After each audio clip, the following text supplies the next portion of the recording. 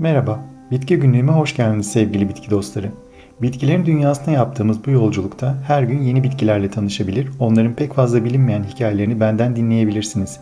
Dilerseniz hemen yeni bir bitkiyle daha tanışalım. Nakkaş otu ya da Latince adıyla Cymbalarea, sinirli otgiller ailesi yani Plantagenaceae içinde yer alan, Güney Avrupa kökenli 10 üyeden oluşan çok yıllık sürünücü ve sarılıcı bir bitki ailesidir. Bitki daha önceleri sıracı otugiller yani Scrophulariaceae ailesinin bir üyesiyken, yapılan genetik araştırmalar onun sinirli otgiller gibi çok daha büyük bir aileye ait olduğunu göstermiştir. Nakkaş otu aslan ağzı yani Antherinum ve Nevruz otu yani Linaria ile yakın akrabadır. Onlardan farkı sarmaşık türü bir bitki olması ve tek sap üzerinde tek bir çiçek oluşturmasıdır. Ona Cymbalarea adının verilmesinin nedeni ise dairesel loblu yapraklarının vurmalı bir çalgı olan simbal ya da zile benzemesidir. Fransızlar ona eski duvarlarda yetişmesi nedeniyle Roma harabesi anlamına gelen Ruine de Rome derler.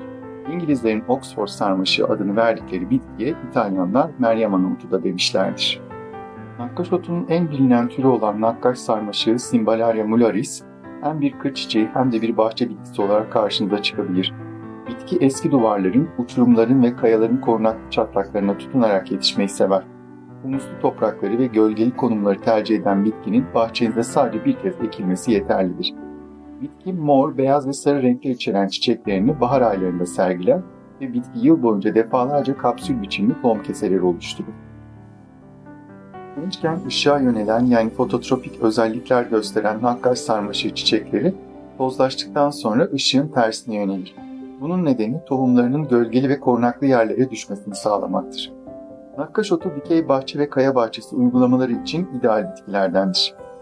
Zehirli olmayan bitkinin aşağı sarkan dallarına dizili açık yeşil renkli yaprakları tıpkı tereotu gibi salatalara konarak çiğ olarak tüketilebilir.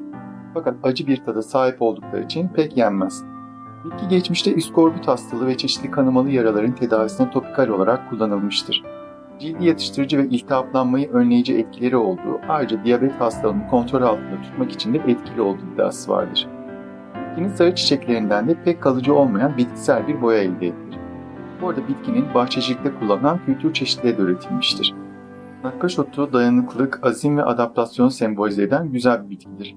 Rüyada görülmesi zor koşullardan zarar görmeden çıkılacağına ya da zorlu durum ya da ortamlar içine girileceğine yorulabilir. Antik çağlardan kalma eski taş eserleri mesken tutması bize nakkaş otunun arkeoloji ve tarih seven bir bitki olduğunu düşündürebilir. Ve sıra geldi nakkaş otunun masalına. Akdeniz kökenli eski bir masala göre uzun yıllar önce İtalya'nın sessiz ve sakin bir köyünde oldukça utangaç ama becerikli genç bir kız yaşarmış. Lina adındaki bu kız pek insan içine çıkmaz, bütün gününü tek başına tepelerde dolaşıp hayaller kurarak geçirirmiş.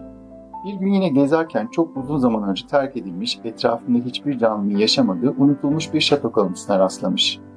Lina şatonun kalıntıları arasında mor, yeşil ve altın rengi 3 makara iplik bulmuş ve hemen oturup bu ipliklerle hayallerini süsleyen bir gergef işlemeye koyulmuş. Fakat bu iplikler sihirliymiş ve Lina gergefini işledikçe iplikler de uzadıkça uzamış. Kızın dokuduğu sarmaşık yapraklı küçük çiçekli bitki adeta canlı gibi görünüyormuş. Lina elindeki işle uğraşırken geçen zamanı unutup yorgunluktan uyuyakalmış. Uykusundan uyandığında ise yaptığı el işini bıraktığı yerde bulamamış. Derken başını kaldırıp da eski şatonun yıkık duvarlarına baktığında hayalini kurup gergefine işlediği çiçeklerin bu duvarları kapladığını fark etmiş. Derken huzurlu ve mutlu bir ses duyulmuş. Sonunda huzura kavuştum demiş yaşlı şaton. Bir zamanlar cesur ve güçlü kral ve kraliçelerin yaşadığı kutlu ve sihirli bir şatoydum. Uzun yıllar önce hain ve kıskanç bir büyücü beni yaptığı korkunç bir büyüyle unutulmuşluğa terk etti. Yalnızca temiz kalpli ve hünerli birinin gelip beni yeniden hayata döndüreceği günü bekledim bunca zamandır. Sayende yaşam yeniden yaşlı duvarlarıma işledi senin hünerli ellerinle. Sen de bu iyiliğinin karşılığında artık hep cesur ve güçlü bir kız olacaksın Lina. Ve gerçekten de Lina köyüne geri döndükten sonra çekingenliğini tamamen üzerinden atmış. Başından geçenleri herkese anlatmış.